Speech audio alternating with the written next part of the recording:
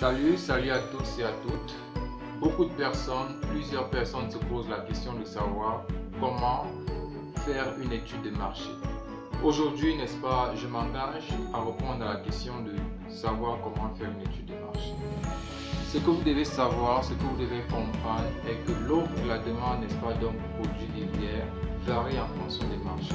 Pour étudier, n'est-ce pas, un marché, il faut prendre en compte 5 opérateurs et l'environnement institutionnel du marché. Raison pour laquelle il est important et primordial, n'est-ce pas, de maîtriser ces différents opérateurs. Donc juste après le générique, je reviens pour présenter, n'est-ce pas, les différents types d'opérateurs à étudier lorsqu'on veut faire une étude de marché. Alors, les premiers types d'opérateurs sont les consommateurs. Les consommateurs sont les clients.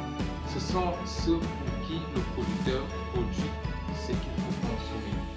Alors, c'est grâce, n'est-ce pas, aux consommateurs que nous revient à nous les producteurs d'avoir une idée de la grandeur et de la demande en termes de qualité et de quantité, bien évidemment, du produit sur le marché. Là, n'est-ce pas, c'est le tout premier type d'opérateur à prendre en considération lorsqu'on veut faire une étude de marché. Cependant, le deuxième type d'opérateur et environnement institutionnel du marché sont bien évidemment les commerçants. Ce sont ceux-là qui servent de lien entre le producteur et le consommateur. Je m'explique.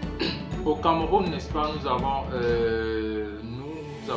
les Bayam Salam qui permettent de recevoir les produits qui viennent des différentes villes, des différents villages, en fonction des marchés où ils se trouvent, si c'est au Gabon ou alors je ne sais pas trop.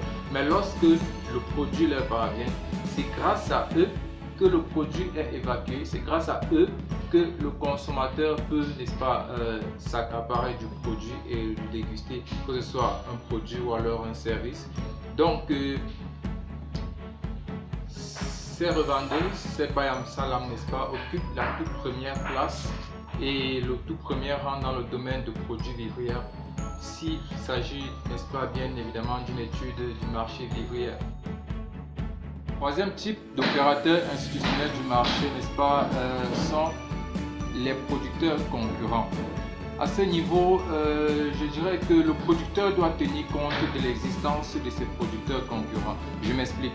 Lorsque vous qui êtes spécialiste en production végétale ou alors en production animale et que vous vous engagez à mettre sur pied un produit ou un service, vous devez au préalable savoir qui fait dans ce que je suis en train de faire. C'est un peu ça, le producteur concurrent, savoir qui est déjà sur le marché, qui fait ci, qui fait quoi. Et puis bon, voilà, c'est l'une des étapes à maîtriser lorsqu'on veut faire, n'est-ce pas, une étude de marché, bien évidemment, pour pouvoir permettre à ce que nos revenus soient rentables. Alors, si vous aimez ce que je suis en train de faire, ce que je suis en train de dire, n'oubliez pas, liker, laissez-moi un commentaire et abonnez-vous à ma chaîne pour avoir plus de vidéos lorsque je mettrai, peu importe quand. Et donc, le quatrième type d'opérateur institutionnel du marché est bien évidemment le producteur qui veut faire l'étude de marché. Le producteur qui veut faire l'étude de marché doit se connaître, doit connaître ses potentialités, c'est-à-dire quelle est la quantité de produits qu'il est capable de mettre sur pied, à quelle fréquence il est capable de le mettre, est-ce qu'il est capable de respecter, n'est-ce pas, les comptes. Le cinquième type opérateur institutionnel du marché est bien évidemment l'environnement institutionnel du marché. Ici, il s'agit des lois et règles qui régissent le commerce des produits agricoles et d'élevage dans un marché.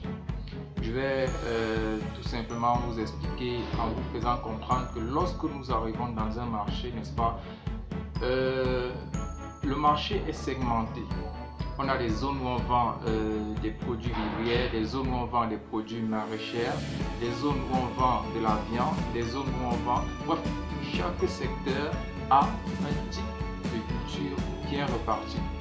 Alors ici s'achève ce pourquoi il est important de faire une étude de marché.